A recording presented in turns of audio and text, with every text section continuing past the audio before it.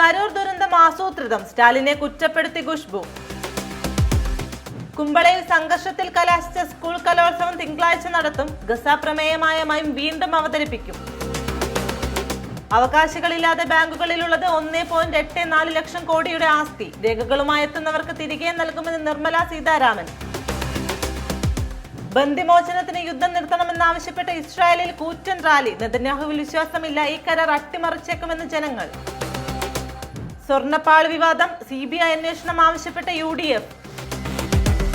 9 വയസ്സുകാരിയുടെ കൈമുറിച്ച സംഭവത്തിൽ ഡോക്ടർമാർക്ക് clean cheat. ജില്ലാ ആശുപത്രിയിൽ വീഴ്ച പറ്റിയിട്ടില്ലെന്ന റിപ്പോർട്ട്. ഡോക്ടർമാരെ രക്ഷിക്കാനെന്ന് മാതാവ്. അവൾ മുസ്ലിമാണ്, ഞാൻ നോക്കില്ല. UP-യിൽ ഗർഭിണിക്ക് മതത്തിന്റെ പേരിൽ ഡോക്ടർ ചികിത്സ നിഷേധിച്ചെന്ന് പരാതി. ജപ്പാനിലെ ഹോൺഷുവിൽ ഭൂചലനം, തീവ്രത 6 രേഖപ്പെടുത്തി. ആളപായമില്ല.